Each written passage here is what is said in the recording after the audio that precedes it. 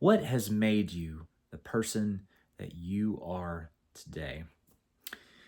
As we come up on the holiday season and New Year's is right around the corner, really it's a very popular season in which we are forced to pause and really reflect on specifically the past year at hand, what accomplishments we have made, and what advancements we have gone through, or even trials and struggles that we have endured. And much like when if someone were to ask you about a certain relationship and your response is it's complicated. Well, when life is messy, it can be messy in many different complicated uh, situations.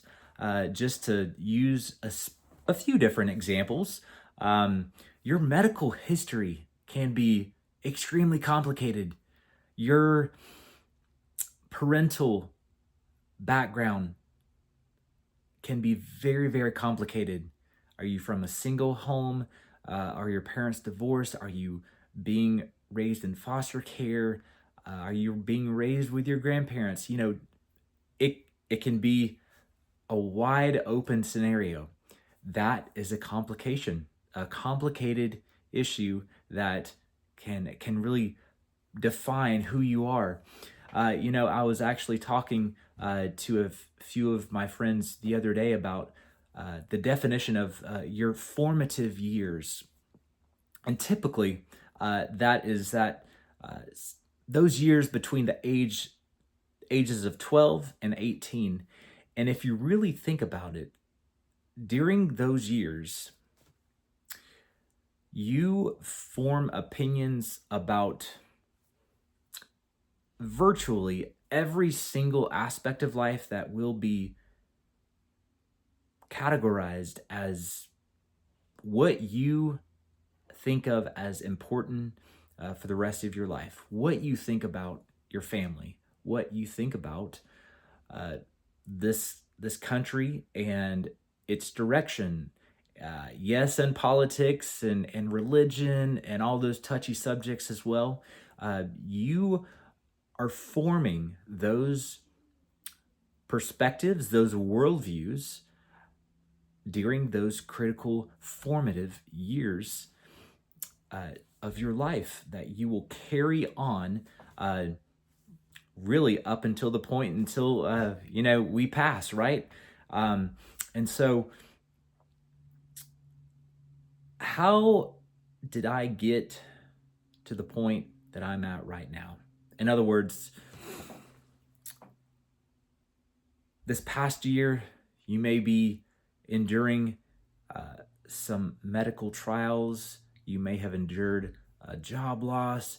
You may have entered into a new job and expectations have not been met, and there's a huge learning curve, and you're just trying to learn as you go, even though you're getting some coaching from your current mentors, and you're just really making the best of a plan B situation. This channel, When Life is Messy, I don't have a grand master playbook. My goal and my objective is to share from my personal experience. And so that is really what I'm here and I plan to do for this segment. And really, my goal and my hope is that you are able to glean some insight. Maybe if you're in a not really so good of a place in life right now, and you're maybe experiencing some doubts, some depression, some setbacks, fill in the blank. My hope is that my story could be a source of hope and relatability for you, because in many different circumstances, it can feel as though You were the only one that is going through this given circumstance. Why me? The age old question. Maybe you're thinking about another age old question. Why do good things happen? Excuse me. Wow, I almost got that backwards. Why do bad things happen to good people? That is a very interesting question. That is yet again, a complicated and layered answer. And so, many ways in which that I can speak from my experience and my life in which it's been messy uh, from the very beginning uh, was medically related. And maybe you can relate. Maybe you have a medical situation in your life you didn't ask for. Uh, and so I will just speak very specifically um, for the sake of clarity here. Okay? So my life got started off with a stroke at birth. Something I didn't ask for, something I had zero control over. And yet it has affected and determined the quality of my life for 30 plus years now. There have been a variety of different ramifications that has really affected it.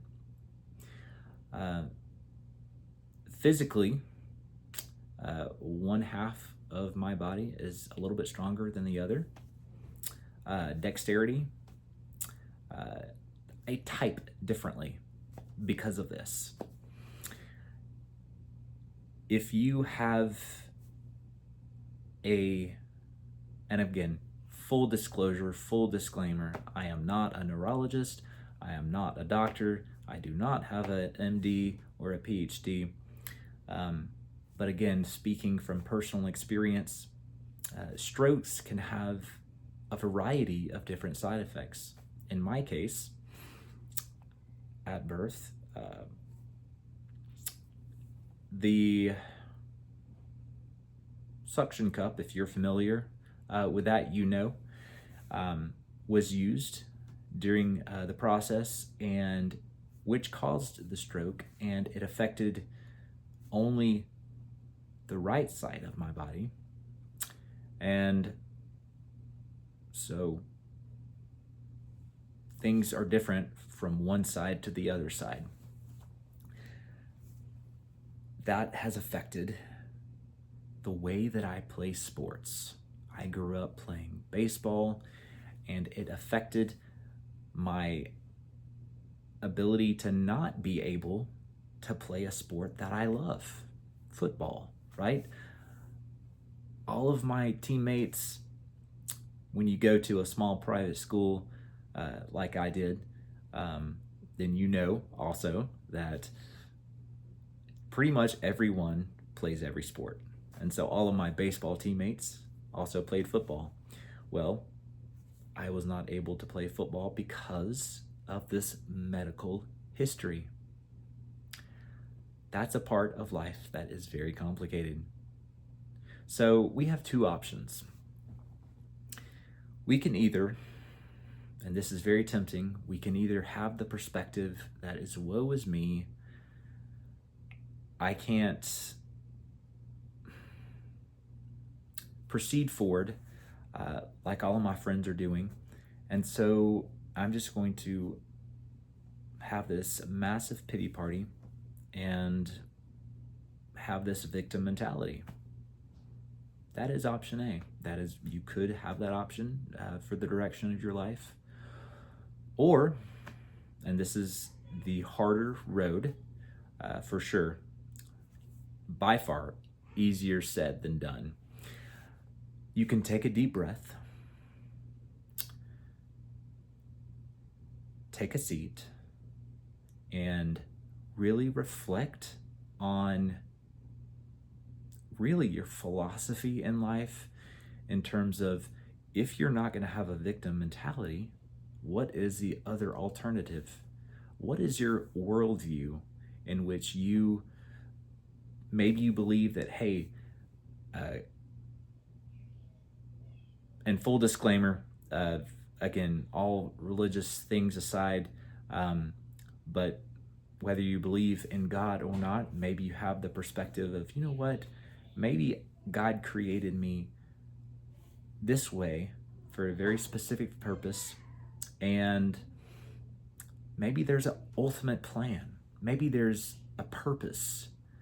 Well, I need to find that purpose, and I need to capitalize on that purpose in order to take something that's negative in my life and to have and manufacture a positive output and make something good from a bad situation. That is option B, and that is, believe me, that is a choice. That is a choice.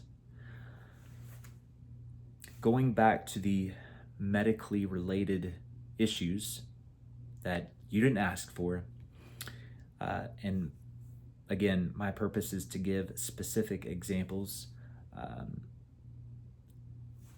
from my life so that it might relate and encourage you as well.